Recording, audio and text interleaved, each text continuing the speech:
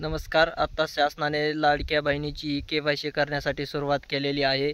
जे पात्र लाभार्थी आहेत त्यांना काय होणार आहे, हप्ते चालू राहणार आहेत आणि जे अपात्र आहेत त्यांचे कायमचेच हप्ते बंद राहणार आहेत. याची पडताळणी शासनाने चालू केलेली आहे. 2 दिवसापासून के.वाय.सी करण्यासाठी काय केलेली आहे, सुरुवात झालेली आहे. ती आता जवळपास 2 महिने के.वाय.सीची प्रक्रिया चालणार आहे. 2 महिने के.वाय.सीची प्रक्रिया पार पाडणार आहे. यामध्ये मग ज्या पात्र लाडक्या बहिणी असतील, ऐका नाही, महिला असतील, त्यांच्यासाठी एक दिलासादायक बाब आहे की ज्यांचे आता हप्ते बंद पडलेले आहेत. जूनचा हप्ता बंद पडलेला आहे. जुलै, ऑगस्ट, सप्टेंबरचे ह्यांचे ज्यांचे हप्ते यांना आले नाहीत त्या लाडक्या बहिणींसाठी एक अतिशय दिलासादायक बाब आहे की आता काय होणार आहे, पात्र असूनही आपल्याला हप्ते येत नाहीत. कारण कोणत्याच योजनेचा आपल्याला लाभ मिळत नाही. शासकीय कोणत्याच योजनेचा आपण लाभ घेत नाहीत तरी पण आपले हप्ते काय झालेले आहेत, बंद झालेले आहेत. आपण ह्या योजनेमध्ये पात्र असून सुद्धा आपले हप्ते बंद झालेले आहेत.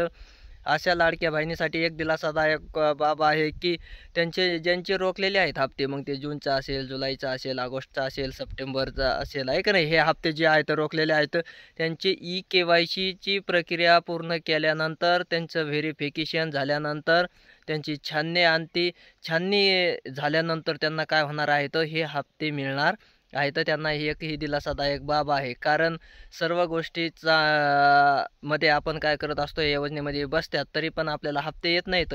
त्यांच्यासाठी ही एक अत्यंत महत्त्वाची आनंदाची बातमी आहे असं म्हणावं लागेल. कारण के.वाय.सी झाल्यानंतर व्हेरिफिकेशन होईल आणि व्हेरिफिकेशन झाल्यानंतर त्यांचे हप्ते सुरळीत चालतील. काहींचे पती इन्कम टॅक्स धारक असतील, काही आहे का नाही, काहींना अनेक शासकीय योजनेचा लाभ भेटत असेल, दुसरा निराधाराचा, संजय गांधी असेल, श्रावण बाळ असेल, अशा योजनेचा जर लाभ भेटत असेल लाडक्या बहिणींना, तर त्या लाडक्या बहिणींचे 1500चे हप्ते बंद होणार आहेत. कारण डबल योजना घेता येत नाही. शासनाची कोणत्याही एका योजनेचा काय करावा लागतो, आपल्याला लाभ घ्यावा लागतो. मग ज्यांनी अशा 2 डबल योजनेचे पगार आहेत त्यांचे हप्ते रोखलेले आहेत, बंद पडलेले आहेत. पण ज्यांचे काही कारणास्तव बंद पडलेले आहेत, आहे का नाही, त्यांना एक दिलासादायक बाब आहे की आता के.वाय.सी झाल्यानंतर काय होणार आहे, आपले हप्ते सुरळीत चालू होणार आहे. तर हे खरं आहे, 100% बाब आहे की तुम्ही ज्यांनी जे निकष लावले आहेत त्या निकषात तुम्ही जर पात्र झालात तर तुम्हाला काय होणार आहे, 100% निश्चित इथून पाठीमागचे आणि इथून पुढचे हप्ते काय होणार आहेत, तर चालू राहणार आहे. जोपर्यंत ही योजना चालू आहे तोपर्यंत तुम्हाला काहीही अडचण नाही. त्यासाठी ही पडताळणी शासनाने चालू केलेली आहे के.वाय.सीची. आणि के.वाय.सी जवळपास 2 दिवस चालू झालेली आहे. पण आपण जर साईटवर गेलो तर पाहतो तर काय होत आहे, आधार नंबर टाकल्यानंतर OTP जात नाही, ऐका नाही, एरर असा येतो, अनेबल टू सेंड OTP. ही काय झालेलं आहे, साईटचा थोडासा प्रॉब्लेम आहे. कारण बरेच लाभार्थी एकत्र काय होतात, त्या साईटवर येतात आणि मग सर्व्हर व्यवस्थित चालत नाही. त्यासाठी ज्यांना काही असा एरर येत असेल त्यांनी काय करायचं आहे, रात्रीच्या टायमाला 12च्या पुढून 4पर्यंत, रात्री 12 ते 4पर्यंत काय करायचं आहे, आपली के.वाय.सी करून घ्यायची आहे. मग व्यवस्थित आणि चांगल्या प्रकारे काय होणार आहे, के.वाय.सी होणार आहे. कारण दिवसभर तुम्ही कितीही साईटवर के.वाय.सी करण्याचा प्रयत्न केला तर के.वाय.सी होणार नाही. कारण साईटवर खूप मोठ्या प्रमाणावर काय आहे, लोड आहे, भरपूर लाभार्थी आहेत आणि ते सगळेच जण आपली के.वाय.सी कशी होईल हे पाहत आहेत. सर्वात अगोदर आपली के.वाय.सी झाली पाहिजे असं लाडक्या बहिणींना वाटतं. त्यामुळेच त्या साईटवर खूप मोठ्या प्रमाणावर लोड आलेला आहे. आणि जे अपात्र आहेत ते तर सारखंच ते काय करत आहात, चेक करत आहात, कसं काय OTP आहे ना, कसं काय OTP जाईना, आहे का नाही. त्यांना तर उत्सुकताच लागली आहे. आपली के.वाय.सी झाली की आपले बंद पडलेले पाठीमागचे हप्ते येतील आणि इथून पुढेही हप्ते आपल्याला चालू राहणार आहेत. अशी काय झालेली आहे, बऱ्याच लाभार्थ्यांना उत्सुकता लागलेली आहे. त्यामुळं साईटचा खूप प्रॉब्लेम आहे, स्लो चालत आहे. कधी कधी अनेबल टू सेंड OTP म्हणतं, काही थोड्या वेळानंतर काय होतं, OTP जातो, पण OTP टाकण्यासाठी त्याला साईटवर काहीच ऑप्शन येत नाही.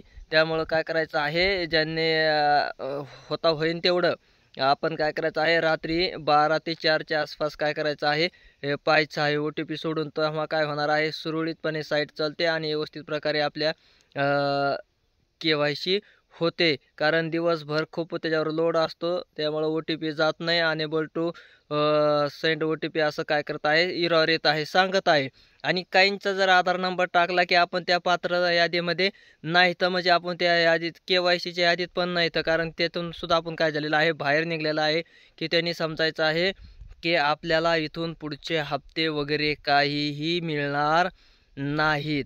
ऐका नाही त्यांचं, कारण आधार नंबर टाकलं की काहींना सांगत आहे नंबर टाकल्यानंतर KYC करण्याची गरज नाही, KYCच्या यादीमध्ये तुमचं नाव नाही. आणि काहींचं टाकल्यानंतर परत काय म्हणताय, ते नंबरच दाखवत नाही. म्हणजे खूप मोठा प्रॉब्लेम आहे की असे ज्यांचं दाखवत असेल त्यांना काय होणार आहे, हप्ते वगैरे मिळणार नाहीत. त्यांनी ह्या योजनेचा त्यांना लाभसुद्धा मिळणार नाही, कारण दुसऱ्या शासकीय काही योजनेचा त्यांना लाभ चालू असू शकतो. अशाच्याच व्यक्तींचे काय झालेले आहेत, हप्ते बंद पडलेले आहेत. आणि ज्यांची सुरळीत KYC सध्या तरी सुरळीत KYC चालू नाही, पण आणखीन एक 5-6 दिवसानंतर काय होणार आहे, व्यवस्थित सर्व्हर चालणार आहे. एवढं घाई गडबड करायची गरज नाही. आणि ज्यांना लई म्हणजे KYC करणं गरजेचंच आहे, असं करायचीच अशी इच्छा आहे, त्यांनी काय करायचं, रात्री थोडंसं काय करायचं आहे, साईट चेक करायची आहे. OTP रात्रीच्या टायमाला 12 ते 4च्या आसपास जाईल, कारण सध्या दिवसभर खूप मोठ्या प्रमाणावर सर्व्हर हे काय असतं, जॅम असतं, चलत व्यवस्थित नाही. त्यामुळं आणि तुम्ही जर एक 15 दिवसाचा कालावधी जर आता जाऊन दिला तर खूप व्यवस्थित साईट सुरळीत होईल. आणि त्यानंतर तुम्ही व्यवस्थित चांगल्या प्रकारचं काय करू शकतात, KYC ची प्रक्रिया जी आहे ते पूर्ण करू शकतात, पार पाडू शकतात. आणि ज्यांचे बंद पडलेले हप्ते आहेत KYC आणि ते जर छाननीत पात्र झाले तर त्यांच्यासाठी एक दिलासादायक बाब आहे की त्यांना सुद्धा ते काय होणार आहेत, हप्ते त्यांचे चालू राहणार आहेत.